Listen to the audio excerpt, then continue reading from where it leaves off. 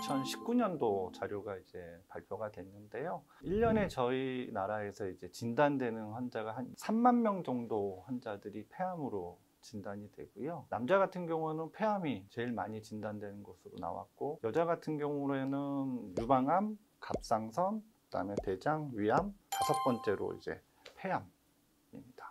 지금 환자 발생 숫자로는 점점 증가하고 있는데, 그 이유는 이제 우리나라 인구들도 이제 점점 고령화가 되다 보니까 이런 폐암 발생률이 예전보다 점점 올라가고 있고, 남자 같은 경우는 이제 제일 많이 발생하는 이유 중에 하나가 이제 흡연하고 제일 관련이 있는 것 같습니다.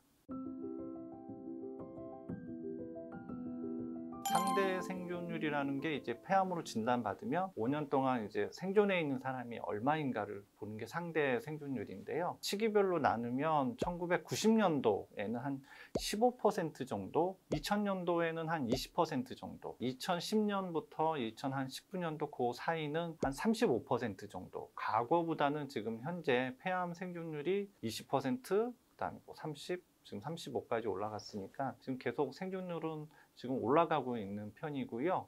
남자 같은 경우는 여자보다는 좀 생존율이 좀 짧습니다. 보통 남자는 상대 폐암 생존율이 한 30%인 반면에 여자는 한 48%, 여성 폐암인 경우에는 5년 생존율이 있어서 여성들이 남자보다는 좀 더 이런 폐암 진단을 받더라도 더 오래 사시는 것 같습니다.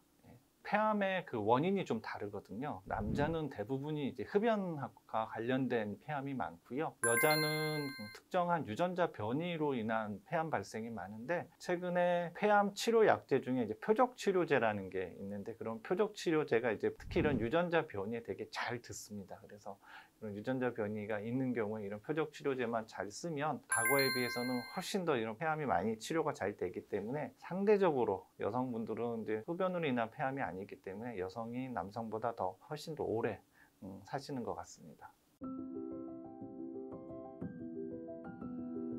지금 상대 생존율이 올라가는 거는 과거에 비해서 이제 표적 치료제, 항암 면역 치료제 같은 이제 새로운 신약들이 이제 계속 개발되고 있고, 그런 약제들을 저희가 이제 쉽게 빨리 실제 임상에서 사용을 할 수 있거든요. 좋은 약제들이 많이 개발이 됐고, 초기 폐암인 경우에는 이제 수술 기법도 많이 좋아졌죠. 옛날에는 폐암 수술을 한다 그러면 가슴을 이제 크게 열고 하는 수술이었다면, 최근에는 이제 흉곽경이라 그래서 조그만 이제 구멍을 뚫어서 수술을 한다든지, 아니면 한 단계 더 나가서 이제 로봇을 이용한 수술 기법들이 발달을 하면서 과거에 비해서는 이런 의료 기술 그리고 의료 약제들이 개발이 이런 환자들의 그런 생존율을 많이 늘렸던 것 같습니다. 최근에 이제 그 각 병기별로 저희가 폐암하면 1, 2, 3, 4기로 나눠지거든요. 초기 1, 2기인 경우에는 거의 5년 생존율이 한 75% 정도 되고요. 그 다음에 한 중기 정도는 한 50% 정도 되고, 말기 정도는 한 10% 정도 나옵니다.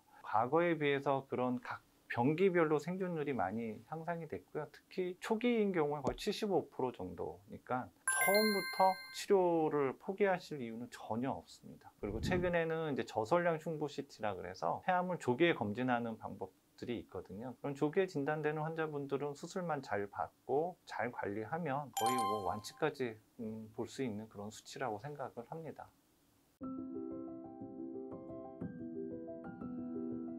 저희 나라는 폐암 치료 수준은 거의 세계 탑이라고 그래도 될 정도로 아주 지금 많이 올라갔어요. 전 세계적으로 이제 가장 유명한 이제 뭐 폐암 관련된 학회라든지 종양학회 같은 게 이제 개최가 되는데, 거기에서도 저희 한국의 그런 임상 스터디라든지 한국이 그런 다국적 임상을 주도하는 경우도 있어요. 그런 임상들이 지금 많아졌기 때문에 우리가 아시아에서는 아마 일본하고 한국하고 거의 비슷한 수준의 그러한 의학 기술을 갖고 있고요. 유럽이나 미국에 비해서도 저희 한국이 절대로 뒤처지지 않습니다.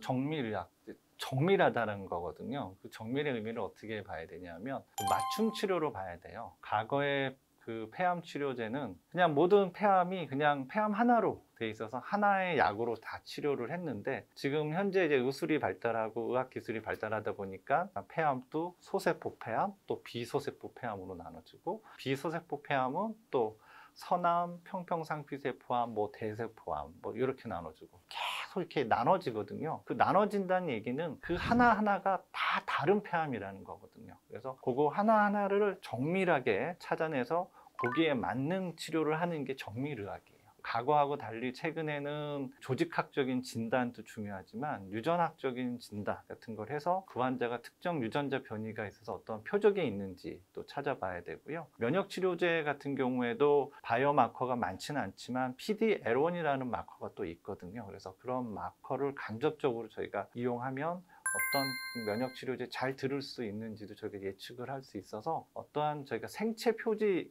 인자 찾아가지고 거기에 맞춤해서 치료하는 게 맞춤 치료고요. 생체 표지 인자 하나하나 정밀하게 찾는다. 그래서 정밀의학 이렇게 이해를 하시는 게 아마 이해가 편하실 것 같습니다.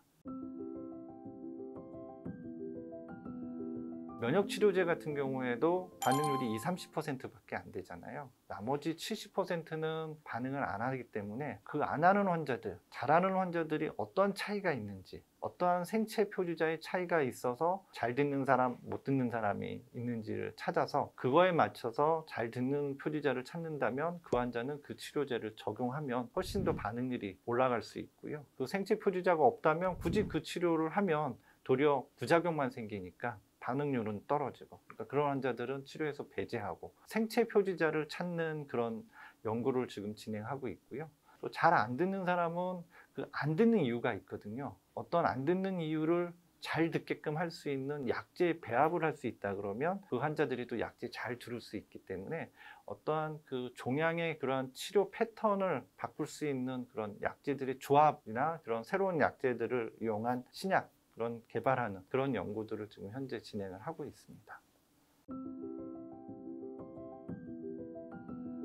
아마 앞으로는 더 좋아질 겁니다. 왜냐하면 최근에 진행되고 있는 임상이 이런 수술을 다 끝나고 나서 과거에는 그냥 세포독성 항암 치료만 했는데 항암 면역 치료를 하니까 세포독성 항암 치료하는 것보다 훨씬 더 재발 확률이 줄어들었다는 그런 임상 결과들이 나오고 있고, 또 다른 임상은 항암 치료를 먼저 하고 그 다음에 수술을 하고 그 다음에 또 다시 항암 치료하는 단계가 있는데, 그런 단계적인 치료할 때 세포독성 항암 치료 말고 항암 면역 치료나 그런 표적 치료제를 사용하는 경우에 그런 환자분들의 질병 재발의 발생률이 더 줄었다는 보고들이 있거든요. 그런 데이터들이 쌓인다면 아마 향후 한 몇 년 안에는 그런 치료 방법들을 이제 접목한다 그러면 지금의 그 5년 생존율보다는 훨씬 더 높은 생존율을 기대해 볼 수 있을 것 같고, 또 최근에 새로운 항암 면역 치료제도 계속 개발되고 있고, 그 어떤 특정한 유전자 변이가 있을 때 그 유전자 변이를 표적으로 하는 표적 치료제도 지금 계속 개발이 되고 있거든요. 그래서 앞으로는 지금보다는 훨씬 더 폐암 환자분들이 더 완치를 바랄 수 있는 퍼센테이지가 높아지지 않을까 조심스럽게 생각해 볼 수 있을 것 같습니다.